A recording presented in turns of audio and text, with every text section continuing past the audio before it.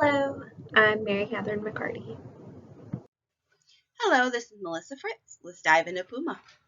In 1919, brothers Rudolf and Adolf Dassler created the Dassler Brothers Shoe Company. In 1936, Jesse Owens won 4 gold medals at the Berlin Olympic Games, leading to 2 world records and 5 Olympic records being broken while wearing the Dassler Brothers shoes. In 1948, the brothers split off, with Rudolf creating Puma and Adolf creating Adidas. In 1952, the Puma introduced a football boot that had screwed-in studs called the Super Atom. In 1985, Puma then introduced a new cushioning system called the running system that allows athletes to compare their past runs and become more efficient. In 1991, Puma launched the Puma Disc system technology to running shoes to create the first laceless sports shoe. Since then, Puma has launched marketing campaigns that has emphasized its commitment to speed, performance, and style.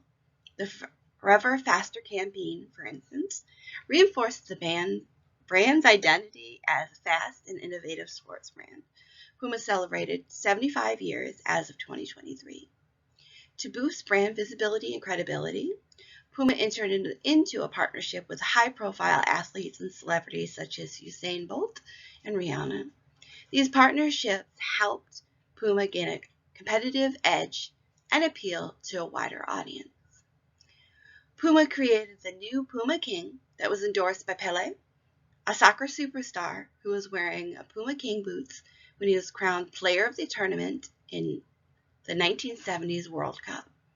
In 1986, Amir Dassler, the son of Rudolf Dassler, takes the company public and it becomes a player on the exchange.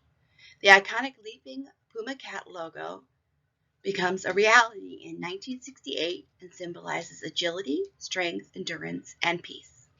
In 1993, Zoshan Bazitz was appointed CEO of Puma through determination and financial difficulties.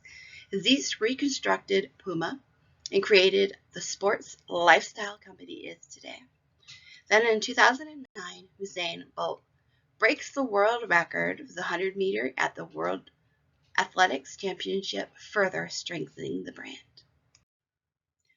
Puma's branding allows them to attract new customers and create new product lines. Puma is also continuously looking for new ways to improve their footwear through product design and development. The brand is competitive on a global scale by taking advantage of regional economic benefits. On this slide, we have the financial statement information for the year 2023. You can see from the balance sheet, we have the total assets, liabilities, and equity, as well as the number of shares outstanding. We also have from the income statement revenues, cost of goods sold, operating expenses, net income, dividends, and retained earnings.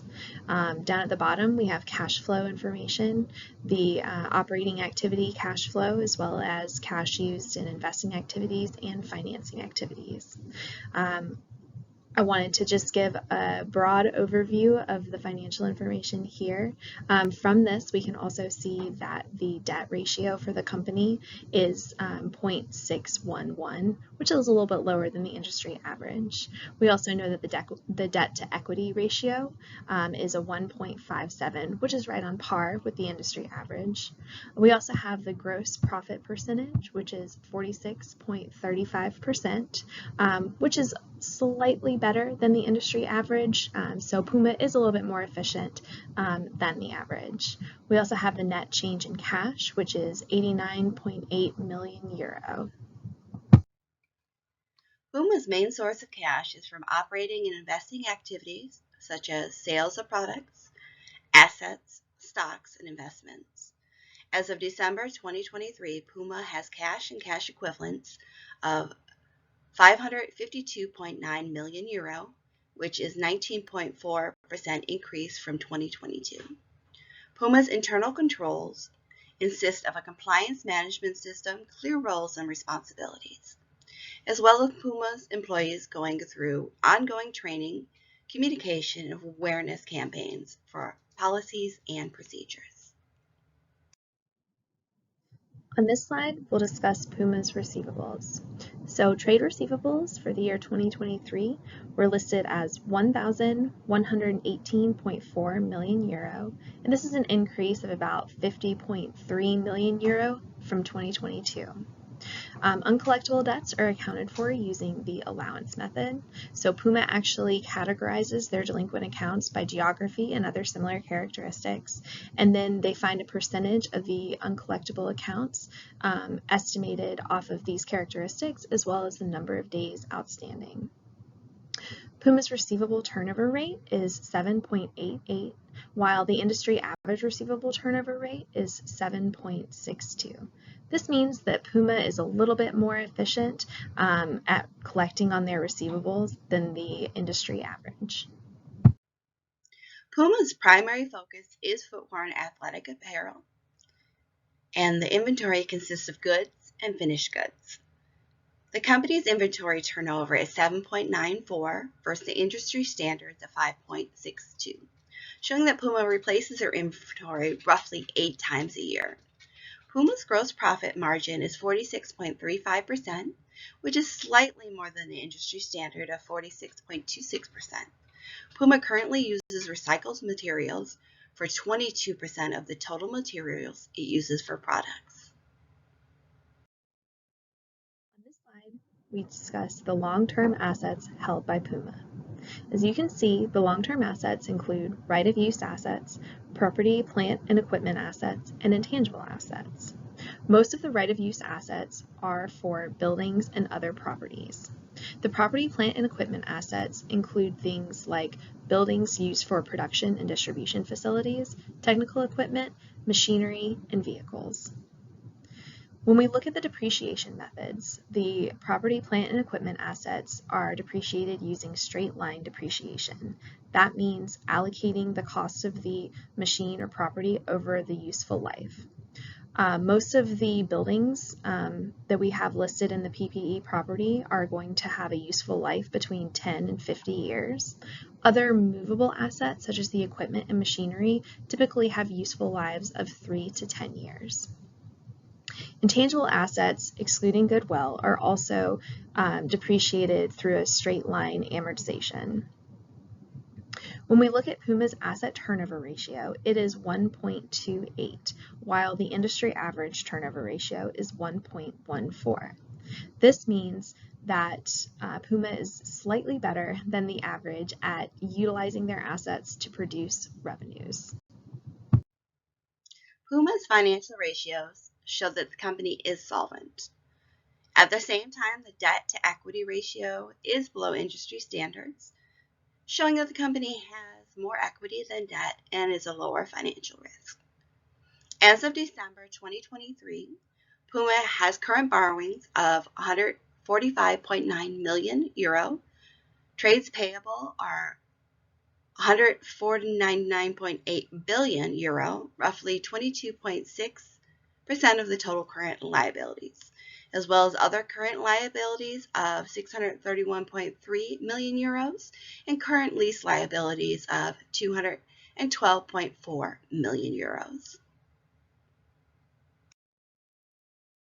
Here we see a listing of Puma's long-term liabilities. These liabilities include non-current borrowings, deferred tax liabilities, pension provisions, non-current lease liabilities, and other non-current liabilities. As of 2023, Puma had no bonds issued. In 2022, they were approved for an issuance of 1.5 million euro bonds, but no use of this authorization has been made. We can see that Puma's debt ratio is 0.611, while the industry average debt ratio is 1.55.